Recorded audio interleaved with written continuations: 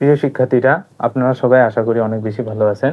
আপনারা যারা নবম দশম শ্রেণীর স্টুডেন্ট অথবা এসএসসি 26, 27 এবং 28 ব্যাচের স্টুডেন্ট আছেন, আপনাদের জন্য খুবই গুরুত্বপূর্ণ একটা পরিসংখ্যানের একটা অঙ্ক বা সৃজনশীল অঙ্ক আমরা সলভ করব। এই অঙ্কটা যদি আপনারা ভালোভাবে বুঝতে পারেন অথবা শিখতে পারেন, আপনারা তো শিখতে পারবেনই, অন্যকেও শিখাইতে পারবেন এবং পরীক্ষায় সর্বোচ্চ মার্ক পাবেন। তাহলে এই ক্লাসটাকে আমি বলবো ওয়ান শট একটা ক্লাস।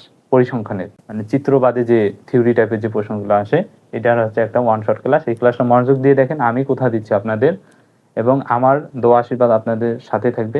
ক্লাসটা একটু মনোযোগ দিয়ে করবেন, দেখবেন যে আপনি পরিসংখ্যানে এই টপিকগুলোতে প্রো লেভেলের বস হয়ে গেছেন। আশা করি এই বিশ্বাসটুকু করে আমি আপনাদের এই অঙ্কটা শেখাচ্ছি এবং মনোযোগ সহকারে শিখবেন, দেখবেন যে পরিসংখ্যানে এই টাইপের ম্যাথে আর কখনোই কোনো সমস্যা হবে না। তো আমরা কি শিখবো? এই প্রশ্নটা ঝিনাইদহ ক্যাডেট কলেজ এবং হচ্ছে আরেকটা বরিশাল ক্যাডেট কলেজ, দুইটা ক্যাডেট কলেজ মিলাই এই কোশ্চেনটা করছি। তো এই টাইপের ম্যাথে সচরাচর বোর্ড প্রশ্নে আসে, বিভিন্ন স্কুলের যে টেস্ট পরীক্ষা সব পরীক্ষায় এই টাইপের কোশ্চেনগুলো ঘুরে ফিরে আসে। তো ক নাম্বার কি বলতেছে, কোনো উপাত্তের সর্বনিম্ন মান 27, পরিসর 63 হলে সর্বোচ্চ মান কত? তারপর খ বলতেছে কি সংক্ষিপ্ত পদ্ধতিতে গড় নির্ণয় করো। গ নাম্বার বলতেছে মধ্যক প্রচুরক, এটা একসাথেই দেওয়া আছে।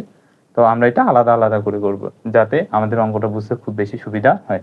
তো আমরা ক নাম্বারটাও শুরু করি। তাহলে প্রথমে আমরা ক নাম্বার দিয়ে লিখব, দেওয়া আছে উপাত্তের সর্বনিম্ন মান হচ্ছে কত? 27। তারপর হচ্ছে পরিসর দেওয়া আছে 63। তারপর কি চাইছে? উপাত্তের সর্বোচ্চ মান, উপাত্তের কত? তাহলে আমরা পরিসরের যে সূত্রটা আছে সেটা দিয়ে আমরা অঙ্ক করব। আশা করি আপনারা সবাই জানেন পরিসরের সূত্রটা, আর যারা জানেন না তাদের উদ্দেশ্যে লিখে দিই। আমরা জানি পরিসর ইকুয়াল লিখবেন সর্বোচ্চ মান বিয়োগ, এটা চাইলে উপাত্তের দিতে পারে, সর্বোচ্চ মান বিয়োগ সর্বনিম্ন মান যোগ হচ্ছে কত? 1। আচ্ছা, এখন এই সূত্রটাতে আমরা মান বসাই। পরিসরের মান কত? 63। সর্বোচ্চ মান কত? সর্বোচ্চ মান আমাদের চাইছে, তাহলে সর্বোচ্চ মান বিয়োগ সর্বনিম্ন মান কত? 27। তারপর যোগ হচ্ছে কত? 1। আচ্ছা, এটা ইংরেজিতেই লিখি।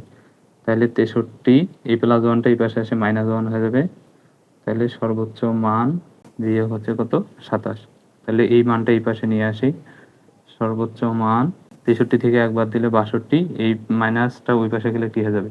প্লাস হয়ে যাবে। তাহলে 62 যোগ 27, 62 যোগ 27 করলে হয় আমাদের কত? 89। এটাই আমাদের উত্তর। আশা করি এই ক নাম্বারটা আপনারা খুব সহজেই বুঝতে পারছেন। এখন আমরা খ নাম্বারটা শেখার চেষ্টা করি।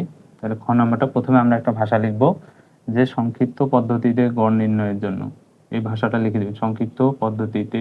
ভাষাটা হচ্ছে কি, সংক্ষিপ্ত পদ্ধতিতে গড় নির্ণয়ের জন্য প্রয়োজনীয় সারণী। এই ভাষাটা আপনারা একটু কষ্ট করে উপরে লিখে দিবেন, তাহলে টিচাররা কি হয়ে যাবে? খুশি হয়ে যাবে। তারপর আমরা এখন সারণীটা লেখার চেষ্টা করব।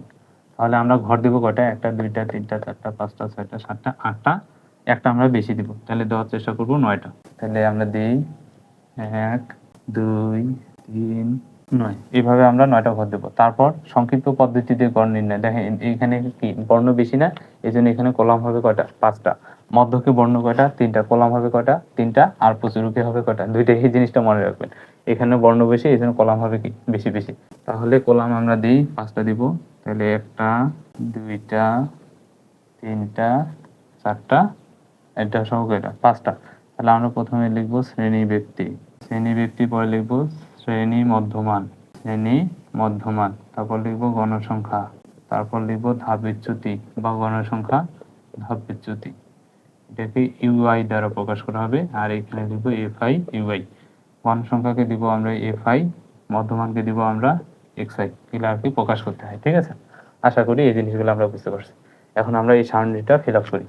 তাহলে শ্রেণী ব্যক্তি হবে 11 থেকে 20, 21 থেকে 30, 31 থেকে 40, এইভাবে লিখতেই থাকবো। 71 থেকে কত? 80। তারপর আমরা শ্রেণী মধ্যমানগুলো লিখবো। শ্রেণী মধ্যমান কিভাবে বের করব? এই যে 11 যোগ 20 ভাগ কত? 2, মানে গড় করব। 15.5, এখানে আসবে 25.5, এখানে আসবে 35.5, এখানে 45.5, এভাবে লিখতেই থাকবো। 75.5। তারপর গণসংখ্যাগুলো আমরা বসাই দিব। 4, 16, 20, 25, 2, 15, 8। তারপর মোট n ইকুয়াল, এখানে আমরা এই গণসংখ্যাগুলো, তাহলে যোগফল আমাদের হবে কত? 90। যোগফল আসতে আমাদের কত? 90। এখন ধাপ বিচ্যুতিটা আমরা কিভাবে বের করব? ধাপ বিচ্যুতি বের করার খুবই সহজ একটা টেকনিক আছে। আমরা দেখবো যে সর্বোচ্চ গণসংখ্যা কোথায় আছে, এই সারণীতে আছে না। তো এই সারণীটার বা এই ছকটার এই যে ইয়াটা সারিটা আছে, এই সারির ধাপ বিচ্যুতি আমরা কি দিব, 0। আর এই যে এই পাশে যে মধ্যমানটা আছে সেটাকে আমরা কি দিব, দিব। এই জিনিসটা দ্বারা আর কি প্রকাশ করতে হবে।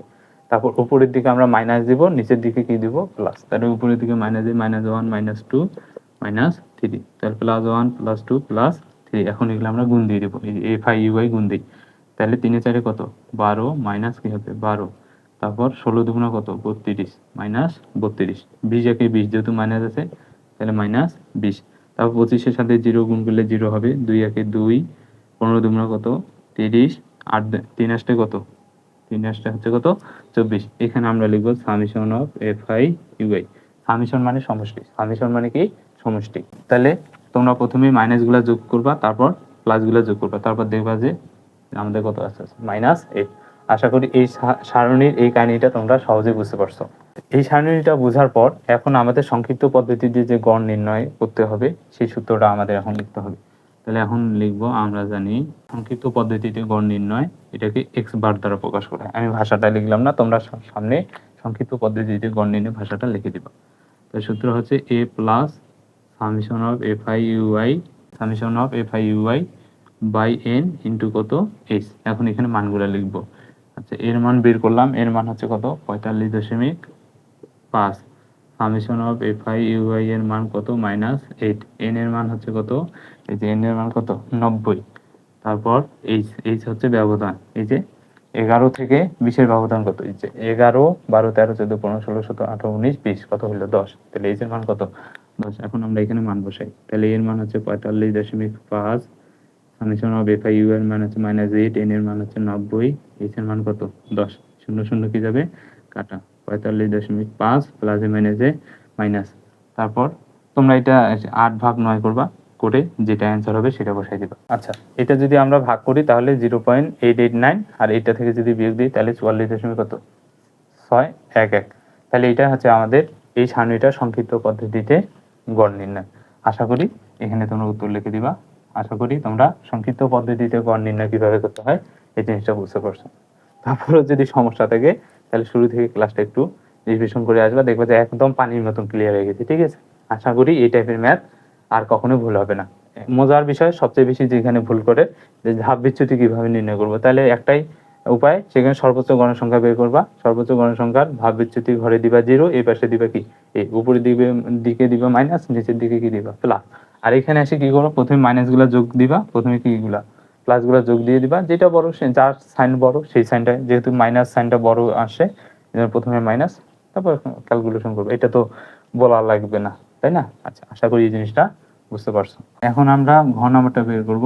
ঘ নাম্বার হচ্ছে কি প্রচুরক। এখানে ভাষাটা লিখে দিব, প্রচুরক নির্ণয়ের জন্য প্রয়োজনীয় সারণী। তা প্রচুরক নির্ণয়ের জন্য এই সারণীটাই তোমরা তুলে দিবা, কারণ প্রচুরকে আমাদের ঘর লাগবে কয়টা, জয়টা ঘর আছে তয়টা, আর কলাম লাগবে আমাদের কয়টা, কলাম তো আমাদের 2টা দেওয়াই আছে, তাই না? এখন পরীক্ষার খাতায় আমার তোমাদের উদ্দেশ্য পরামর্শ থাকবে যে তোমরা এইভাবে লম্বা লম্বা করে আকারে দিবা, ঠিক আছে? তাহলে অঙ্কটা দেখতে কি লাগবে, বড় লাগবে, তাহলে মার্ক পাবা। আর যদি এইভাবে দাও তাহলে কিন্তু ছোট হয়ে যাবে অঙ্কটা। আচ্ছা, আমি এইভাবেই করে দিচ্ছি, আর তোমরা কি খাতায় বড় করে করবো। তাহলে আমরা এইভাবে 2টা কলাম টানি, তারপর সারণী গুলো দিই। আচ্ছা, প্রথমে এইভাবে আমরা সারণীটা দিব, প্রথমে শ্রেণী ব্যক্তি, তারপর হচ্ছে কি গণসংখ্যা। এখন গণসংখ্যা বলতে কি বোঝায়, এই জিনিসটা যদি আমরা বেসিক জিনিসটা জানতে চাই, তাহলে সর্বোচ্চ গণসংখ্যা সেটাকে আমরা কি বলতেছি, প্রচুরক বলতেছি। তাহলে সর্বোচ্চ গণসংখ্যা কোথায় আছে, 25 না? তাহলে এখানে আমরা এখন ভাষা লিখবো, এখানে সারণীতে সর্বোচ্চ গণসংখ্যা 25 আছে 41 থেকে 50 শ্রেণীতে। সুতরাং নির্ণয় প্রচুরক শ্রেণী হবে 41 থেকে 50 শ্রেণী। আশা করি এই ভাষাটা তোমরা বুঝতে পারছো, মানে সর্বোচ্চ গণসংখ্যা। তারপর লিখবা যে আমরা জানি প্রচুরক ইকুয়াল, সূত্র হচ্ছে L plus F1 by F1 plus F2 into কত H। এখন এখানে আমরা মানগুলো লিখবো। তাহলে এখানে L হচ্ছে নিম্ন সীমা 41, F1 F2, H এর মান তো 10, F1। আচ্ছা, এই জিনিসটা বের করার সময় আমি বুদ্ধি শিখাই। তোমরা সর্বোচ্চ গণসংখ্যার ওটা প্রথমে লিখবা, তাহলে 25 মাইনাস তারপর কি করবা, ওয়ান মানে এই যে এটা হচ্ছে ওয়ান, এটা হচ্ছে কি টু, তাহলে উপর থেকেও সেম জিনিস, এটা ওয়ান এটা হবে কি টু, তাহলে ওয়ানটা বাদ দাও, তাহলে 25 মাইনাস 20 কত থাকে 5, 25 মাইনাস 2 কত থাকে 6। খুব সহজে কিন্তু হয়ে যায়, এই জিনিসটা মনে রাখবা। আচ্ছা এল এর মান কত 41 প্লাস এফ ওয়ান এর মান কত 5, এফ ওয়ান এর মান 5, এফ এফ টু এর মান হচ্ছে কত 23, আর এইচ এর মান কত 10। এটা যদি আমরা ক্যালকুলেশন চালাই তাহলে আমাদের অ্যান্সার আসছে কত 42.786। আশা করি এই সারণী থেকে কিভাবে প্রচুরণ নির্ণয় করে তোমরা এই জিনিসটা খুব সহজেই বুঝতে পারছো। এতক্ষণ ক করলাম, খ করলাম, ঘ করলাম, এখন আমরা কি করব গ নম্বরটা করব, মধ্যক নির্ণয় করো। আমরা এই সারণী থেকে মধ্যক নির্ণয় করব, লিখবো প্রথমে মধ্যক নির্ণয়ের জন্য প্রয়োজনীয় গণসংখ্যা নিবেশন সারণী। আচ্ছা তোমরা ঘরগুলো আছে যে লম্বালম্বি ভাবে দিবা, আমি জায়গা স্বল্পের জন্য আড়াআড়ি ভাবে দিচ্ছি। তো মধ্যক নির্ণয়ের ক্ষেত্রে আমাদের কলাম লাগবে কয়টা, তিনটা। এই যে একটা কলাম, দুইটা কলাম, তিনটা কলাম, এই তিনটা কলাম হবে ক্রমযোজিত গণসংখ্যা, ক্রমযোজিত গণসংখ্যা। আচ্ছা ক্রমযোজিত গণসংখ্যা কিভাবে মনে রাখবা, এই যে মধ্যকে কয়টা বর্ণ কয়টা, একটা দুইটা তিনটা, এই যে মধ্যকে কলাম হবে কয়টা তিনটা। তাহলে আমরা কিভাবে কলামগুলা ক্রমযোজিত গণসংখ্যা বের করব, বের করার টেকনিক হচ্ছে প্রথমে 4 লিখবো, এই যে 4 যোগ 16 কত হবে 20, 20 যোগ 20 কত হবে 40, 40 আর 25 কত হবে 65, 2 কত 67, 67 আর 2 কত হবে 82, 82 আর 8 কত হবে 90। আমাদের কিন্তু 90 হয়ে গেছে। তারপর আমাদের এখন এখানে একটা ভাষা লিখতে হবে, লিখবো যে এখানে n ইকুয়াল হচ্ছে কত 90 বা n/2, 90/2 মানে কত 45তম পদের মান, 45তম পদের মান হবে মধ্যক, 45তম পদের মান হবে কি মধ্যক। তারপর লিখবো 45তম পদ আছে, যে 45তম কি 40-এর পরে এই ঘরটাতে আছে 45তম পদ, তাহলে কত 45তম পদ আছে 41 থেকে 50 শ্রেণীতে। বলবো সুতরাং নির্ণয় মধ্যক শ্রেণী হবে 41 থেকে 50। আশা করি এই ভাষাটা তোমরা বুঝতে পারছো। এখন আমাদের সূত্র ভাষা অঙ্কটা করতে হবে। তাহলে এখন লিখবো যে আমরা জানি মধ্যক equal L plus n/2 minus FC into h/fm।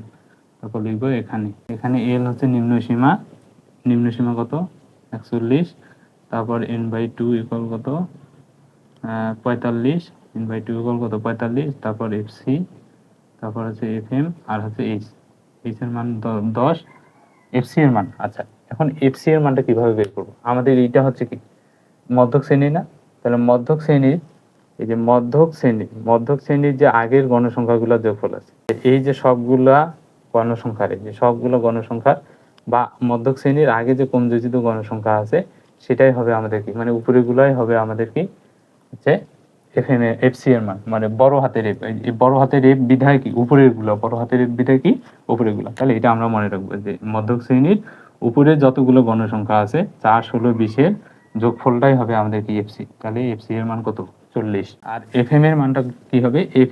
এখন এই এফটা কি ছোট হাতের এফ না, তাহলে এই যে মধ্যক শ্রেণীর যে গণসংখ্যাটা আছে সেটাই হবে আমাদের কি এফএম। আশা করি এই জিনিসটা বুঝতে পারছো। আর এস এর মান কত 10। আচ্ছা এখন আমরা মান বসাই, এল এর মান কত 41, n/2 এর মান হচ্ছে 45, এফসি এর মান কত 40 ইন্টু এইচ এর মান 10, এফএম এর মান কত 25। তাহলে তোমরা এটা ক্যালকুলেশন চালাবা, 41 যোগ 45 থেকে 40 বাদ দিয়ে কত হয় 5, 10/25, 5 5 25, 5 দুগুণে কত 10, 41 আর 2 কত, এটাই হচ্ছে আমাদের কি মধ্যক। আশা করি কিভাবে সারণী থেকে মধ্যক বের করে এটা আমরা খুব সহজেই বুঝতে পারছি। তো এটা হচ্ছে পরিসংখ্যানের একটা ওয়ান শট ক্লাস। তা তোমরা যদি মনোযোগ সহকারে দেখো তাহলে আশা করি এই টাইপের যে প্রশ্নগুলো আসে এগুলো সম্বন্ধে আর কখনো সমস্যা হবে না। তারপর যদি সমস্যা থাকে ক্লাসটা আরেকবার রিপিট করবা, তাও যদি সমস্যা থাকে তাহলে অবশ্যই কমেন্ট বক্সে জানাবা। ধন্যবাদ সবাইকে।